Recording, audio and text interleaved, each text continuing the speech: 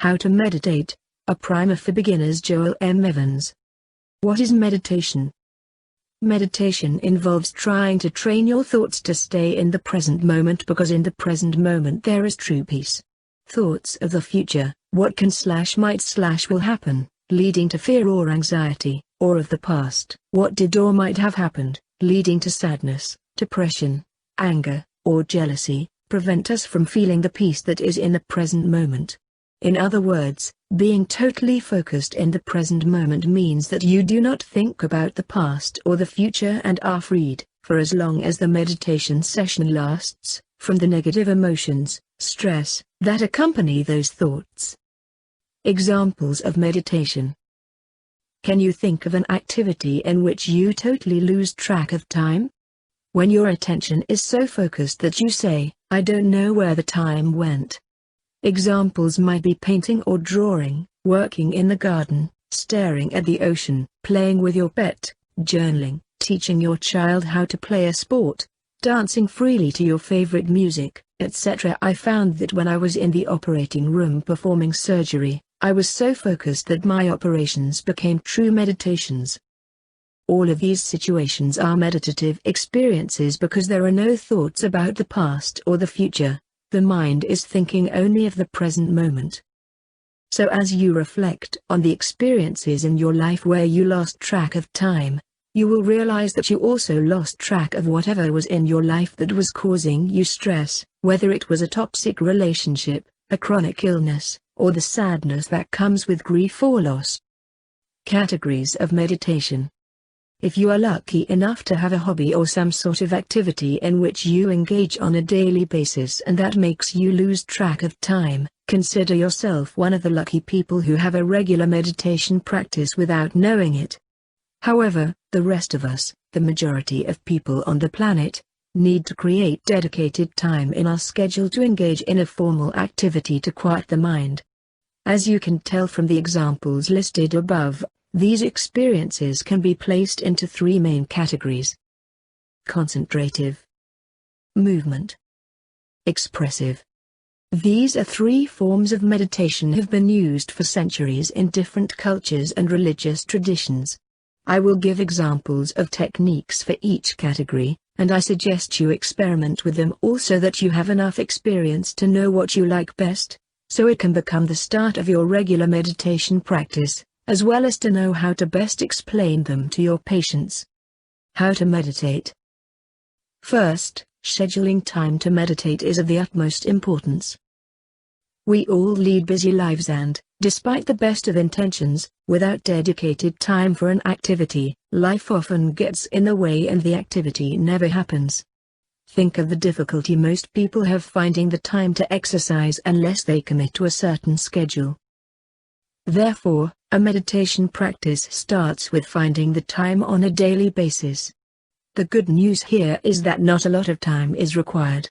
A beginner can start with just a few minutes a day, eventually getting to 20 to 30 minutes a day as the benefits to the meditator become so obvious that it becomes the most important part of his or her day. Concentrative techniques. I will discuss concentrative techniques first because they are ones that are most often described, taught and practiced. They all involve active concentration, consciously focusing the mind on something specific. Examples of this type of meditation include staring at the dance of a candle flame, continuously repeating a word to yourself, such as peace, love or God, or simply following your breath. The goal is to concentrate and try to ignore the other thoughts that will, unfortunately, pop into your head. The secret is to allow those thoughts to come and to let them go by not allowing the mind to get caught up in them. Tips for applying the concentrative techniques. Don't keep thinking of an unpleasant incident. Start getting worked up, begin feeling angry or hurt all over again and begin to plan your revenge. That is not a meditative experience but serves as an illustration of how a thought that rises, which is of a negative incident, is given additional power by thoughts of the emotions associated with it, how you feel, as well as the thoughts of how to achieve retribution. Instead of thinking that way, try your best to simply note that this is a thought that is occurring, and do your best to refocus your attention on the candle and not get stuck in the drama of the bad experience. This may be difficult to do at first, but with practice, it certainly can be done, although rarely to total perfection, except by yogis or monks. If you need proof of the usefulness of these techniques, just ask an experienced meditator, who will likely be happy to share his or her success stories as well as the challenges that never fully go away. Positioning. Before starting, it is important to position yourself properly, which means that you should be sitting comfortably, not lying down.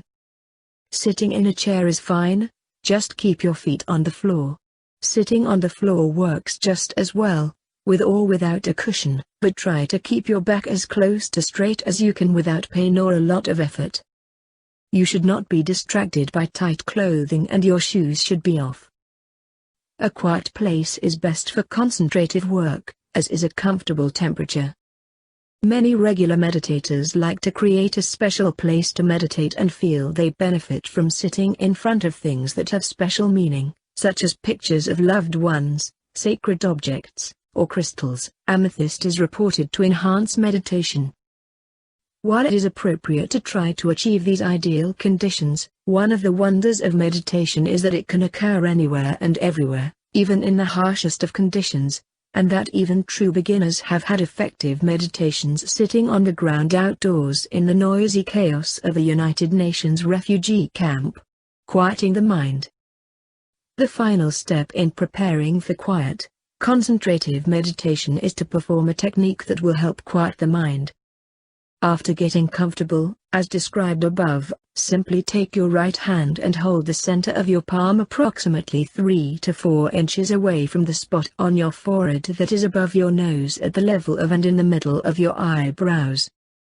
Close your eyes and rotate your hand so that the center of your palm makes the outline of a circle that is the size of a quarter. Move your hand toward your left, such that if an observer were facing you, your hand would be moving in a clockwise direction. If, as you move your hand, you gradually enlarge the size of the circle, that is not a problem. People may experience different sensations from this, such as a feeling of heat coming from their hand to their forehead, but almost everyone finds that it helps quiet the mind. When you feel your mind has quieted down a little, meaning you are not paying much attention to any thoughts that may be arising, it is time to start focusing on the object of your concentrative meditation, looking at a candle, repeating a prayer, word or phrase, or focusing on the breath. Focus on the breath. The most popular concentrative meditation is to focus on the breath. This is extremely versatile, since no supplies, like a candle, are needed, and it can be done wherever we are. The way this meditation is performed is to simply focus on your breath, as it comes in and out of your body. Try breathing in through your nose and out through your mouth. Don't worry about doing this if your nose is stuffed, being aware of the air coming in and going out. By keeping your focus on the breath, you prevent other thoughts from coming in. If they do, simply let them go as best you can, and return to concentrating on your breathing. Try to do this for a minute or two when you first start and continue for longer when you feel you are able. Variations on a theme. There are many variations to this most basic script. It can be done in silence or with music that you find relaxing. If you find your focus drifting from your breath to the music, allow it to happen. It is just another form of meditation. You may feel you can control your mind better by adding the mental discipline of repeating in your mind a word or phrase in coordination with your breathing. An example would be the phrase soft belly, thinking of the word soft on the in-breath and belly on the out-breath. Another way to structure the meditative process is, after getting comfortable and performing the hand motions previously described, to go through a prescribed pattern of thinking before starting the concentrative part of the meditation, in this case, focusing on the breath. An example of this is the pattern of thought that I personally use every day, which I offer here for you to use as described, or to modify to your liking. I share this with you not because I want you to think a certain way but because you might find it helpful. This pattern of thinking helps me quiet my mind before starting my concentrative meditation by getting my negative thoughts out of the way so that they are less likely to intrude during my meditation time. Expressing gratitude. Specifically, I begin each of my meditations by expressing gratitude for all that I have in my life, both the pleasant and the unpleasant. This forces me to try to find positives in the challenges I face, helping me to diminish, sometimes just ever so slightly, the drama with which the circumstances are associated.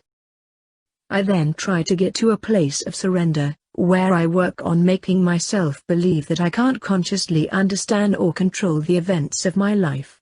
I have found that no longer lamenting "why me?" when life gets rough forces me to accept the situation at hand and frees up a lot of my mental energy, enabling me to focus forward on finding solutions. This ritual, which I perform every morning before starting the concentrative piece, clears my mind and prepares me for a more effective, deep and powerful meditation experience. Settling into the meditative moment. If sitting and thinking seem quite difficult for you, then you might be best served by first trying a movement meditation, where there are no instructions other than to move. That's correct, all you have to do is just move. That means you can shake your body wildly, or dance, modern or ballroom or tribal or ethnic, around the room to loud music that you really like. Is probably best done with no one else around. One might be self-conscious, as this could look quite silly to an observer. See how you feel after 5 minutes. If you want to continue, do so. Afterward, try to keep still for a few minutes, paying attention to your breath. Don't be surprised if emotions come up while you are shaking or dancing. This is not an uncommon occurrence, especially if you have emotions just below the surface that have not yet been addressed. Becoming emotional during vigorous movement is a healthy way to move through and clear emotions. Of course, if this technique brings up powerful emotions that affect you throughout the day, working things through with a professional is far better than hoping that you can just shake the discomfort away. Finally, movement meditations are a wonderful choice for those who feel stuck, either emotionally or elsewhere in their lives. Movement meditation through martial arts. A discussion of movement meditation would be incomplete without mentioning yoga, tai chi, qigong and other martial arts, which, in their pure form, are not only meditation but also a way of life. All are ancient disciplines that blend controlling thought, primarily by focusing on the breath, with movement, through postures or detailed choreographed routines, in order to achieve harmony between mind and body. I strongly encourage all practitioners to take an introductory class in a few of these techniques to decide if one feels right for you, and to help you explain them to your patients.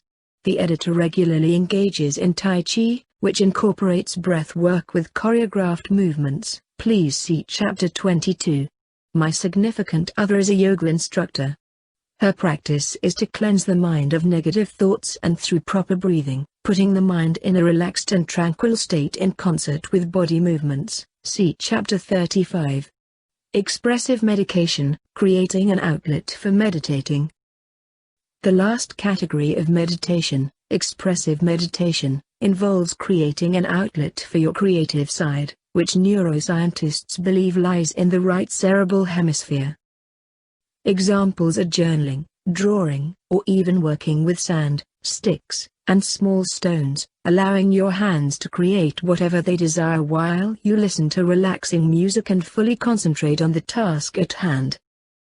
The way to journal is to find some private time to just write down truthfully and honestly how you think and feel about whatever topic comes up.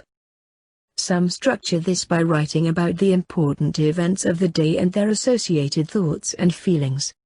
Others write about a particular topic, such as writing daily about all the issues surrounding chronic illness. Many people find that when they write exactly what they think or feel without letting their mind get in the way, by judging their grammar or deciding if a topic is off limits, they gain important insights into their situation, in addition to feeling less stressed and more relaxed. conclusions. An important final note is that this discussion, as stated in the title, was designed to deliver information on how to meditate at an introductory level. It was important to take information that was previously held secret and explained in complicated ways and to package it to be readily understandable. I wanted to teach meditation in a way that could be embraced and understood by all, without the religious or cultural overtones that can serve as a block for some, or a source of deep meaning for others. While this approach has necessitated making arbitrary classifications and eliminating discussion of the spiritual aspects of meditation practice, I know, through my own personal journey and professional experience, that practicing meditation in this religiously neutral, simple, and practical way has helped transform the lives of thousands of people. It is my firm belief that those that wish to learn and experience the esoteric and spiritual benefits of meditation will be led to, and will find, that which they sincerely seek.